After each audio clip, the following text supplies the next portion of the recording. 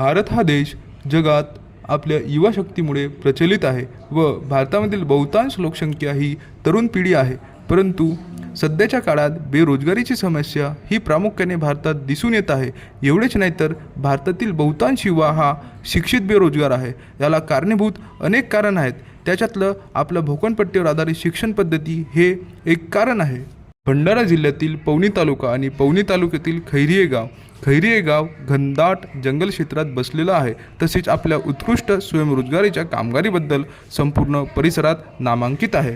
शेतकरी हा देशाच्या नाही तर जगाचा पोशिंदा आहे, हे आपल्याला खैरी गावातून ठळकपणे दिसून येतो. नमस्कार विद्यार्थी मित्रांनो, आता आपण हरिकृष्ण बालगोपाल दूध संकलन केंद्रावर उपस्थित आहोत आणि त्यांच्या सदस्यांसोबत काही संवाद साधूया. तर काका, तुमचे प्रामुख्य व्यवसाय कोणते? शेती आणि त्याला अनुसरून पशुपालन. हो का? आणि पशुपालनाने शेती आणि डेअरीला कसा फायदा होतो? शेतीला नैसर्गिक खत मिळतो आणि जो दूध निर्माण होते या दुधामुळे या सर्व लोकांच्या उदरनिर्वाह होतो. मित्रांनो, आता आपण शुभमजी आकरे यांच्या दूध संकलन केंद्रावर आलेलो आहोत. तर त्यांच्यासोबत आपण काही संवाद साधूया. तर शुभमजी, संकल्पना कुठून आली डेअरी टाकण्याची? वडिलापासून दूध व्यवसाय चालू असल्यामुळे डेअरी टाकण्यात. हो काय? आव्हाने कोणते आले डेअरी टाकणे? आव्हाने म्हणजे आपल्याला जे दूध कलेक्शनसाठी लागणारे साहित्य घेणारे ते पैशाची अडचण.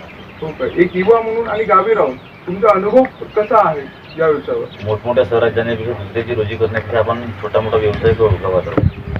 नमस्कार विद्यार्थी मित्रांनो, आता आपण पोलीस पाटील साहेबांची संवाद साधूया. तर साहेब, लोकांची वृत्ती कशी आहे स्वयंरोजगाराची?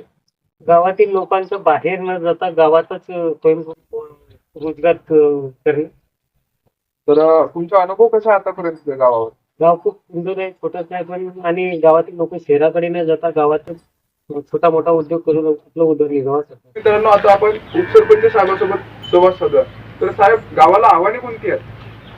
रानडुकरांमुळे शेतमालाचं नुकसान होतो आणि जंगली जनावरांमुळे गुरंढोरांना इजा होतात. हो का? तर त्याच्यावर उपाययोजना कोणत्या जातात? शेतमालाचे संरक्षण करण्याकरता झटका मशीनचा वापर करतो. आणि आतापर्यंत शासनाने कोणकोणत्या योजना राबवल्या आहेत गावात? सरकार जल योजना आणि उज्ज्वला गॅस योजना 100% राबवण्यात आली आहे.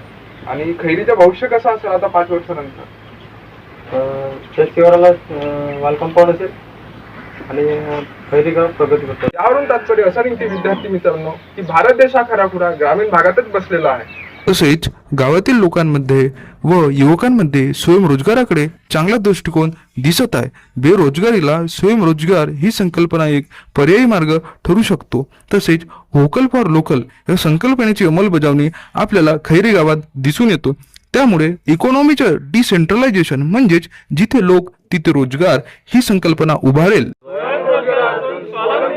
स्वावलंबी गावातून स्वावलंबी महाराष्ट्र.